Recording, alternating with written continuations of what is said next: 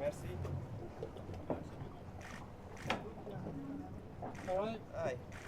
How are you? Very well.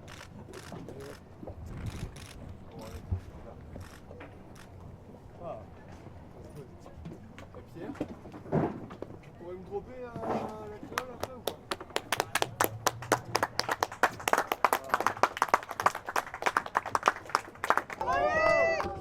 Merci, ça va bien?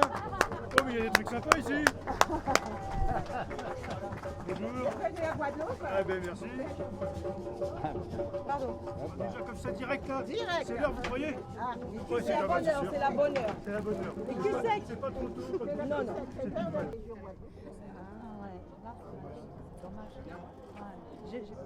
Alors, ça donne pas tant non plus parce que j'ai pris de la perche, ça va pas le faire. À Saint-Malo, on n'avait pas les fleurs.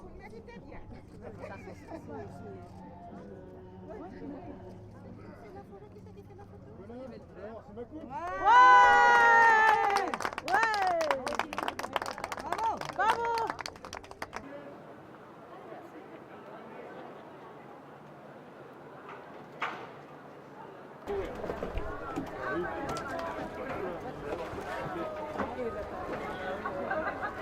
Edouard, t'as été sage? Non, non. T'as été sage. T'as pas été sage, Edouard. Oh, c'est gentil, hein. Ah, voilà. Bateau,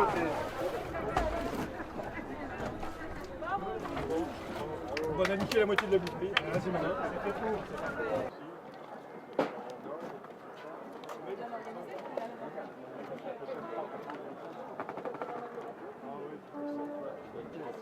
Ça varie. T'as besoin de faire de ton. Oh bah. Bravo, félicitations. Eh ben, merci, la beau t-shirt. Hein. Oui, hein. T'es arrivé à ton balcon, toi? Oh bah, tu sais, justement, ça va Francis? Bon. Ça va pas de ça pour cœur avec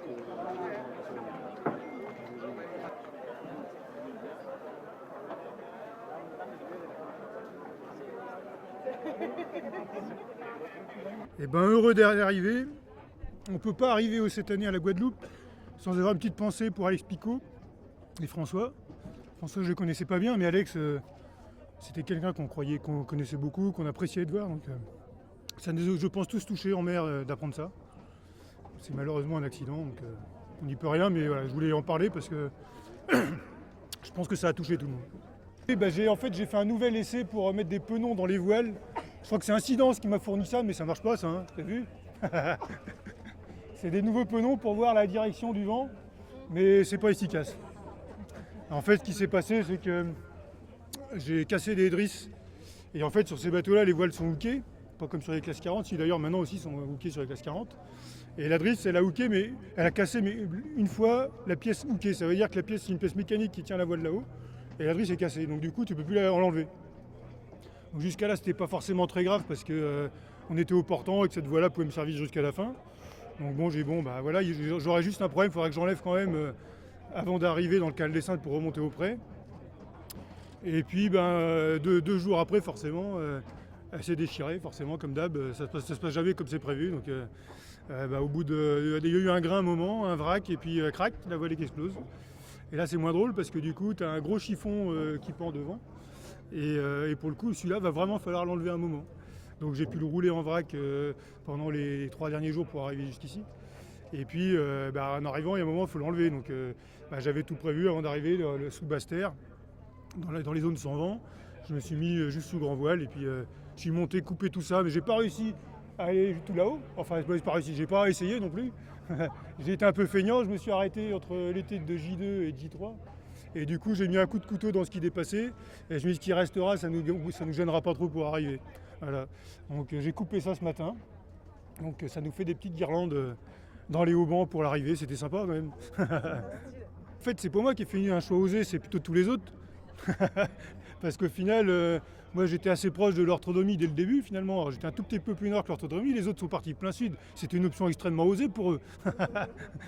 Et donc, bon, effectivement, le but, c'était d'aller passer les dépressions et d'être tout de suite rapidement dans l'ouest pour gagner dans l'ouest et faire une trajectoire assez proche de l'autonomie, sur le papier qui était plutôt assez bien. Et je pense que mon erreur, c'est d'avoir pas été assez nord. Parce qu'au final, j'ai voulu être trop prudent. J'ai ralenti un peu le bateau, et plus on ralentissait, plus il fallait être nord. Donc ma trajectoire, elle était bonne si j'avançais à la bonne vitesse. Et plus je ralentissais, plus il aurait fallu être nord. Et du coup, j'ai pas assez bien appréhendé ça. Et je me suis fait manger par la petite dorsale qui a suivi. Donc j'ai eu 3 jours de gloire et puis après 3 jours de désespoir. Et donc voilà, après j'ai eu cette dorsale-là. J'ai eu pas mal de petits soucis qui ont commencé avec un truc anodin. Le lazy, c'est ce qui tient la voile quand elle est affalée, mais aussi ce qui range la voile quand on prend des riz. Et sous le vent, le lazy a cassé quand on avait 40 nœuds. Ce qui fait des poches dans les voiles, ce qui fait que la flotte elle rentre dans les poches et que ça explose tout. Et ça a explosé tout le rail de mort en bas, du coup je ne peux plus prendre de riz, je ne peux plus renvoyer ma grand voile, pardon. Donc voilà, en fait, on dit que les emmerdes ça va en cascade, bah là c'était assez vrai. Et donc un petit truc anodin finit par des grosses catastrophes. Et donc ça m'a un peu perturbé pendant les 5 premiers jours. Et puis à un moment, j'ai vu avant la 3e DEP qui était assez costaud, je crois, avant les Açores. J'ai fait un petit check de mon gréement et puis je me suis aperçu que tout était tout mou. D'abord les haubans et puis les bas haubans aussi. Puis à un moment j'ai regardé au vent et en fait le bas hauban au vent il est en train de se barrer. Et donc là c'est pas bon parce que dans 6 heures il y avait 40 nœuds sur zone. Donc j'ai appelé mon copain Marc Lefebvre de Caen pour savoir ce que je pouvais faire sans faire trop le zazou au bout du d'outrigger quand il y avait de la mer et déjà 25-30 nœuds. Il m'a dit bah écoute tu passes un bout, tu reprends un peu la tension comme ça et puis tu fais ta nave comme ça, tu navigues sur le bord bâbord quand il y a de l'air et puis quand tu pourras tu remettras le truc en vent branle. Donc c'est ce que j'ai fait et puis je suis allé me garer sous l'île de Terceira pour pouvoir remettre en ordre tout le gréement. Donc là j'ai arrêté le bateau, me promener en bout d'outrigger, régler mon truc à ma petite cote, tout, régler le mât et là après j'avais un mât fiable. Et donc je suis reparti de là-dedans avec un gréement assez fiable et puis par contre avec des milles derrière les autres parce que forcément j'étais plus à 100%, après 2 jours de la course finalement j'étais plus à 100% du bateau. C'est ça qui est dommage parce que si je regarde ma trajectoire, à part la zone de dorsale où effectivement je me suis fait un peu avoir et là c'est une grosse erreur de ma part, le reste je trouve que c'était assez propre et j'étais assez content finalement de ma trajectoire. Et en fait si c'était à refaire, je ferais encore pire. Ah bah oui, de toute façon quand il y a des galères, il y a du plaisir, nous c'est comme ça. Quand on en bave, plus on est content d'arriver et plus on a envie d'y retourner finalement. C'est un peu ça l'histoire. Et ouais, il y a du plaisir parce que j'ai appris plein de choses sur mon bateau. J'ai appris aussi qu'on avait la sensation d'être prêt avant le départ, ce qu'on était vraiment. Et en fait, il y avait quand même plein de petites choses qui auraient pu être améliorées, pu être changées aussi. C'est des choix qu'on avait fait cette année parce qu'on n'avait pas forcément beaucoup de budget. On avait dématé l'année dernière, donc on avait fait le choix de garder du matériel d'occasion cette année pour le changer de neuf l'année prochaine. Et ben, il faut savoir qu'avant une transat, il faut que tout soit neuf. Alors, je ne parle même pas les voiles, mais juste des petites choses. Hein. Ça peut être des brélages, ça peut être des bricoles. Et ça, en fait, il faut pas être laxiste sur ces trucs-là. Il faut vraiment tout maîtriser et tout mettre nickel parce que le moindre petit bricole part en cascade. C'est ça un peu la leçon. Et en fait, moi, je trouve qu'aller se promener là où on a été, dans les dépressions, avec de l'air et tout, c'est un super entraînement pour le Vendée Globe, pour toutes les emmerdes qu'on peut avoir sur le Vendée Globe. On dit que le globe, c'est une emmerde par jour. Je crois que je suis dedans, là, donc c'est bon. Je suis bien préparé, là, je crois que ça va. Ouais, très instructif. Après, sportivement, on est loin de ce que j'aurais pu espérer. Après, l'objectif quand même, c'était d'abord de finir cette route du Rhum, puisque c'était ma 3e route du Rhum. À chaque fois, j'avais des objectifs, et à chaque fois, ça ne s'est pas passé comme prévu. C'est encore une 3e, mais ça ne se passe pas bien comme prévu. Par contre, ce coup-là, on arrive, il n'y a pas eu d'escale, c'est un progrès. Et puis, on est qualifié pour le Vendée. On a des milles de gagner, donc voilà, c'était aussi un des challenges cette année, c'était de prendre des milles pour aller jusqu'au Vendée Globe.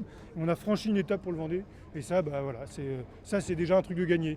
Maintenant, il y a un autre truc qu'il va falloir faire, c'est ramener le bateau, et en un seul morceau aussi, le bateau et le bonhomme.